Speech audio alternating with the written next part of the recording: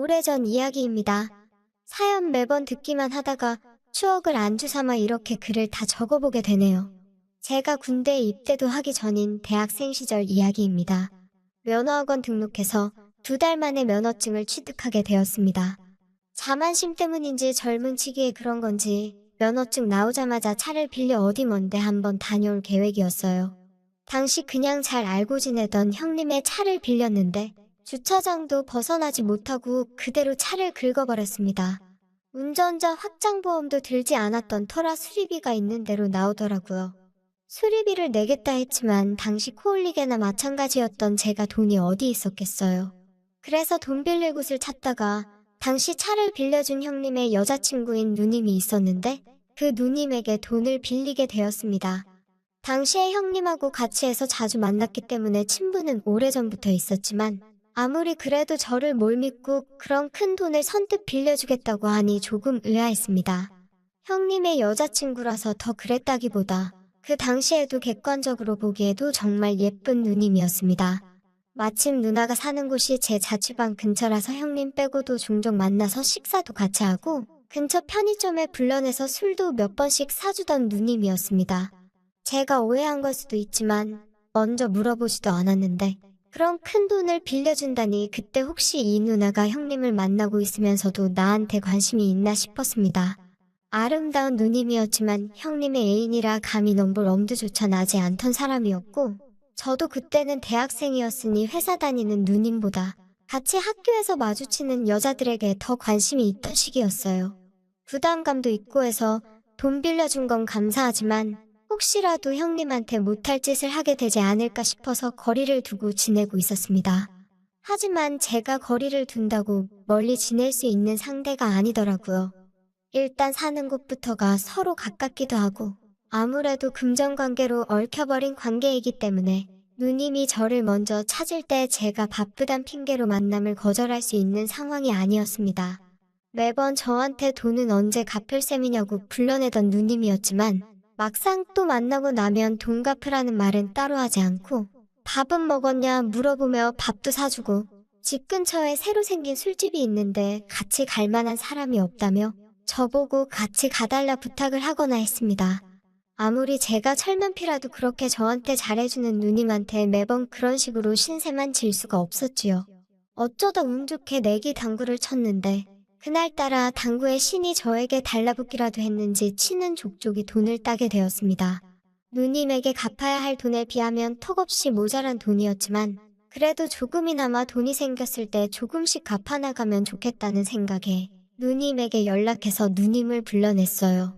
평소에는 집에서 입는 편한 차림으로 오거나 퇴근하자마자 바로 만나서 회사 나갈 때 입는 복장이었던 누님이었는데 그날따라 한껏 차려입고 나왔더라고요. 차려입고 나온 누님을 그날 처음 본 건 아니었지만 왠지 그날따라 기분이 참 묘했습니다. 첫 데이트를 나온 사람 마냥 괜히 누님을 보니 저부터 설레기 시작했어요. 그래서 누님한테 돈 갚으러 나왔다는 원래 목적도 잊은 채 저도 모르게 누님 생각이 나서 한턱 쏘려고 불렀다고 말이 나오더라고요. 누님도 그런 저의 말이 의외였다는 듯이 활짝 미소를 짓는데 기뻐하는 모습이 그동안 나이 차가 많이 나는 누님이라고 생각했던 모습보다 그냥 제가 학교에서 자주 만나던 또래의 여자친구 같다는 느낌이 들어서 괜히 설렜습니다. 평소보다 훨씬 기뻐 보이는 누님을 보니 사실 돈을 조금이라도 갚으려고 불렀다고 말하기에는 미안한 기분까지 들었어요. 누님은 제 지갑 사정을 알고 있으면서도 첫 데이트를 나온 여자친구 마냥 한껏 들떠서는 그날 만남을 즐기기 시작했습니다. 그러다 보니 제가 그날 당구로 딴 돈보다 훨씬 더 많은 돈을 쓰게 되어버렸습니다. 누님의 밝은 미소에 취해서 쓸데없는 지출을 하게 된 제 자신이 원망스러웠어요. 그때부터 몇 가지 고민이 머릿속에 오고 가기 시작했습니다. 원래도 제 자취방 근처에 살던 누님이었으니 그날 하루를 신나게 즐긴 누님을 집까지 바래다 주겠다고 하는 길에 5만 가지 생각이 오고 가며 말을 할까 말까 고민하던 차였습니다. 그리고 현관문을 열고 들어가려던 누님을 불러세워서 결국 솔직하게 털어놓았습니다. 사실 오늘 불러낸 이유가 돈을 조금씩이라도 갚으려고 한 거였는데 생각보다 지출을 너무 많이 하게 되었다고. 그래서 정말 미안한 말인데 오늘 같이 놀면서 쓴 돈을 제가 갚아야 할 돈에서 까줄 수 있느냐고 물어봤어요. 저의 염치 없는 질문에 누님이 기분이 상해 실망했다는 느낌이 역력했습니다.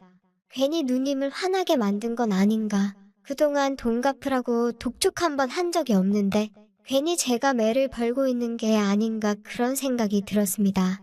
좋은 소리 들을 거라고는 기대도 안 했지만 조금 걱정이 되기도 했는데 누님이 저를 불러 세우며 오늘 쓴 돈이 얼마냐고 제가 부탁한 대로 그 돈에서 까주겠다고 하는 겁니다.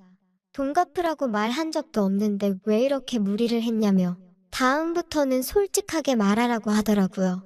그리고 제가 소액씩 돈을 갚으면 누님 입장에서는 계산하기 번거로우니 되도록이면 한 방에 다 모아서 갚아달라고 부탁을 해왔어요. 그리고 당장 급한 돈이 아니니 부담 갖지 않아도 된다고 제 사정까지 배려를 해주더군요.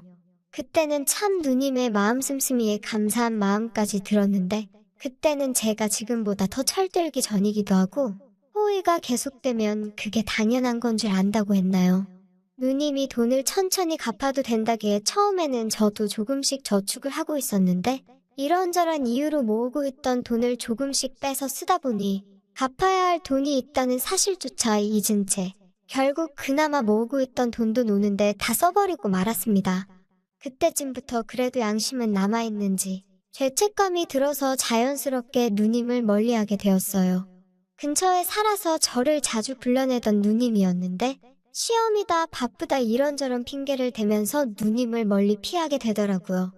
그러다 누님의 태도가 바뀌기 시작한 건 평소처럼 저한테 퇴근하고 밥이나 먹자던 누님의 부탁을 시험 때문에 바쁘다고 거절하고 근처 대학가에서 친구들과 길거리 지나가는 여자들 전화번호를 물어보며 돌아다니고 있을 때였습니다. 지나가는 여자를 불러세워 전화번호를 물어본다고 불러세운 사람이 다른 사람도 아니고 바로 그 누님이었어요. 누님은 시험 때문에 바쁘다더니 이게 시험 공부를 하고 있는 거냐고 잔뜩 실망한 눈치였고 그때부터 누님이 저를 대하는 태도가 180도 달라졌습니다. 제가 누님한테 지은 죄가 있으니 그날 이후로는 누님이 하는 말에 절대 복종을 하게 되었어요. 누님은 그때부터 저에게 이런저런 사소한 부탁들을 하기 시작했습니다. 부탁이 못 들어줄 정도로 어려운 게 아니었고 자잘한 잔심부름 같은 게 전부였습니다. 괜히 오밤중에 불러내서는 비타민 음료를 사오라고 한다던가 집에 와서 못질을 하고 가라던가 하는 어이없는 부탁들이 전부였어요. 그런 어이없는 부탁도 거절할 수 없었습니다. 일단 누님이 저한테 기분이 상해서 돈을 내놓으라고 하면 당장 그 돈을 구할 능력이 되지도 않았기 때문에 최대한 누님의 심기를 건드리지 않으려고 원하는 대로 다 해주려고 노력했습니다. 어쩔 때는 누님이 사는 집까지 저를 불러내서는 그냥 한번 불러봤다며 이제 가보라고 저를 똥개훈련하듯이 대한 적도 있습니다. 그때쯤부터는 저도 기분이 조금 나쁘기는 했지만 그래도 누님의 뜻을 거역할 수는 없었지요. 한동안 누님의 그런 잔심부름에 시달리던 열대야 때문에 뜨거워서 잠 못 이루던 어느 여름밤이었습니다. 에어컨 요금이라도 아껴볼 생각에 집에서 부채질하면서 버텨내고 있었는데 누님에게서 전화가 왔어요. 너무 더우니까 자기 집으로 세계 맥주 몇 캔 사가지고 오라고 말입니다. 저도 엄청 더위를 타고 있던 상황이었는데 누님이 맥주 이야기를 하니 평소에는 먹어도 별로 취하지 않아서 좋아하지도 않던 맥주였는데 맥주가 시원하게 제 목을 넘어가는 걸 생각하니 참을 수가 없더라고요. 그래서 염치불구하고 누님한테 조금 넉넉하게 사가도 되냐고 저도 조금 마시고 싶다고 솔직하게 이야기했어요. 누님은 저의 말에 딱히 대답이 없었습니다. 그런데 저도 시원한 맥주 생각에 더 이상 더운 걸 참지 못하겠고 죽이 되든 밥이 되든 일단 맥주를 누님이 사오라고 했던 것보다 더 많이 사가지고는 누님이 누님 돈으로 계산해주면 계산해주는 거고 아니면 그냥 내 돈으로 사 먹은 셈 치자고 할 생각으로 편의점 냉장고에 있는 세계 맥주를 거의 종류별로 하나씩 전부 집어가지고 누님의 집으로 향했습니다. 누님의 집 앞에서 도착했다고 연락을 해도 도통받을 생각이 없길래 누님의 집 앞까지 찾아갔어요. 초인종을 누르니 누님이 문을 빼꼼 열고 저한테 왔냐고 물어보는데 문 틈을 보니까 누님이 혼자 있는 게 아니라 누님 친구하고 이미 술자리를 벌이고 있던 상황이더라고요. 저한테 심부름을 시킨 건 저랑 술을 마시고 싶어서가 아니라 더운 날 모자란 술을 사러 가기 귀찮으니 저를 불러내서 사오라고 시켰다는 생각이 들었습니다. 그때 저는 속으로 누님이 더 이상 저한테 관심이 있거나 그런 게 아니고 그냥 돈 얼마 빌려준 걸 빌미로 부려먹으려고 한다는 생각밖에 들지 않았습니다. 그날 저에게 실망해서 저한테 못되게 군다는 생각이 들었어요. 누님은 제 손에 들려있는 봉지를 낚아채듯 가져갔는데 아무리 거리가 가까웠어도 저도 더위를 참으며 맥주 사들고 걸어온 거리가 있었기 때문에 이대로 돌아갈 수는 없다는 오기가 생겨서 문틈을 비집고 들어가 누님의 집 안으로 들어갔습니다. 술자리에 같이 있던 누님의 친구는 누님의 미모에 비할 바는 아니었지만 다들 한가닥 하는 미모를 자랑하고 있었습니다. 술을 얼마나 마신 건지 둘 다 얼굴이 시뻘개져서는 어느 정도 맛이 가 있는 상태였습니다. 무더위에 걸맞는 한 줌도 안 되는 옷들을 입고 술을 마시고 있는데 막상 오기가 생겨서 집 안으로 들어왔지만 두 미녀를 사이에 두고 있으니 어디다 눈을 두어야 할지도 모르겠고 긴장이 되기 시작했어요. 두 사람은 아직 애송이인 저를 놀리기 위해서 그런 건지 아니면 제가 오기 전부터 나누던 이야기인지는 모르겠지만 남자인 제가 듣기에 조금 민망한 이야기를 나누고 있었습니다. 그 대화에 제가 끼어들 틈은 없었고 그렇다고 경청해서 듣고 있자니 그 주제가 경청해서 들을 만한 주제도 아니었어서 고개 숙인 채로 맥주만 홀짝이고 있었어요. 저는 있는 둥 마는 둥 신경 쓰지도 않고 둘이서만 이야기를 나누고 있었는데 그러다 난데없이 누님이 저를 쳐다보더니 저보고 나쁜 몸을 하면서 저를 막 대하기 시작하는 겁니다. 솔직히 돈 빌려준 게 있어서 제가 누님 말에 별 반응은 못했지만 정말 저보고 돈도 없는 게 어쩌고 하면서 깔보고 무시하는데 자존심이 조금 상하기 시작하더라고요. 정말 한순간에 욱해서 저도 누님에게 한마디 하려고 했지만 보아하니 술도 많이 취했고 제가 한순간에 감정으로 뭐라 맞불을 놓기에는 그 당시에는 제가 어떻게 마련할 만한 금액이 아니었던지라 그냥 뭐라고 떠들던 간에 최대한 무시하고 있었습니다. 안 듣고 있으니 누님이 혼자 열이 받아서는 저한테 쌍시옷 들어가는 말을 하면서 왜 말을 안 듣냐며 너는 내가 시키는 대로 해야 되는 거 아니냐고 막말을 하더라고요. 듣다가 참을 수가 없어서 담배 한 대 꺼내물고 밖으로 나갔습니다. 그냥 그 길로 집에 가버렸어도 됐을 텐데 괜히 또 누님 심기 불편하게 만들었다가 돈 내놓으라고 할까봐 격양된 마음을 진정시키고 다시 누님 자취방으로 들어갔어요. 들어갔는데 누님은 온데간데 없고 누님 친구만 남아서 저를 기다리고 있더라고요. 말한 것처럼 이 누님도 어디 가서 미모가 빠지는 사람도 아니었고 짧은 반바지 때문에 아까부터 계속 시선을 빼앗기고 있었거든요. 그리고 누님 친구하고는 금전적으로 얽힌 것도 없으니 누님이 술에 뻗어있는 이 상황이면 이 누님과 즐거운 시간을 보낼 수 있지 않을까 하는 생각이 들었습니다. 누님의 친구도 많이 취해 있었는데 제가 건네는 술을 따로 거부를 하지 않더라고요. 저는 맥주 몇 모금 마신 것 말고는 맨정신이나 다름없으니 독한 술 몇 잔만 마시면 되겠다는 생각에 한껏 텐션이 올라갔습니다.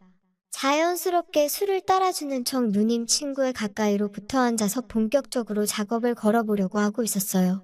누님의 친구 역시 술기운인지 저를 거부하지 않았습니다. 한참 술 마시는 걸 미뤄두고 둘이서 재미를 보고 있는데 방 안에서 누님이 술기운으로 고생하는 소리가 들리더라고요. 그 소리가 들림과 동시에 누님의 친구도 정신이 번쩍 들었는지 저를 밀치더라고요. 누님의 친구는 아무리 술에 취했다고 해도 누님을 배신할 수 없다고 말하면서 누님이 저를 동생이 아니라 남자로서 좋아하고 있다는 사실을 말해줬습니다.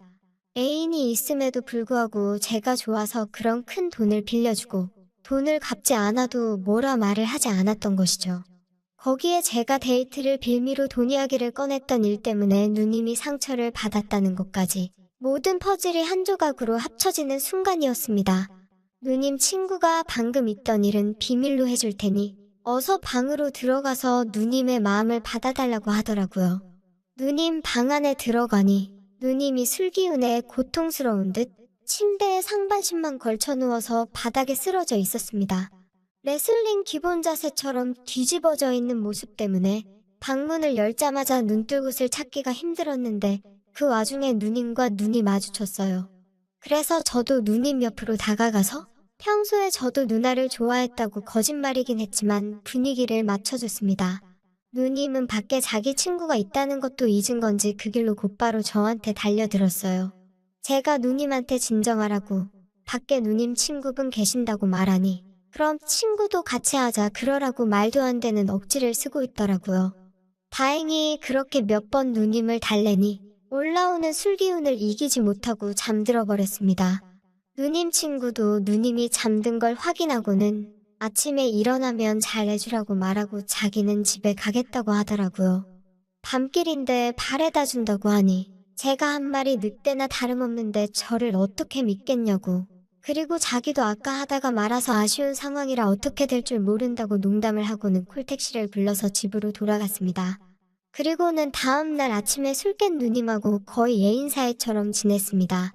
제가 군대 갈 때까지 누님의 애인인 형님 몰래 만났어요. 면회도 몇 번 와주고 그랬는데 언제부터 연락도 안 되고 면회도 안 오더군요. 전역하고 나서도 연락이 닿지를 않았고 혼자 살던 자취방까지 찾아갔는데 누님은 이사를 간 건지 온데간데 없었습니다. 알고 봤더니 형님한테 저랑 만나는 걸 들켜서 된통 당한 것 같더라고요. 다행히 형님이 저를 어떻게 하려고 학교까진 찾아오지 않았습니다. 당장 누님이 아쉽긴 했지만 어쨌든 저는 돈도 안 갚았고 좋은 시간 많이 보냈으니 더는 욕심부리지 않고 그녀를 놓아줬어요. 지금은 이렇게 어엿한 사회인이 돼서 그때 갚아야 할 만큼의 돈을 한 달이면 벌고 그 사고를 냈던 차종과 같은 차종을 끌고 다닙니다. 가끔은 그래서 차 탈 때마다 그 누님이 그렇게 생각이 날 때가 있어요. 어디서 잘 지내고 있으면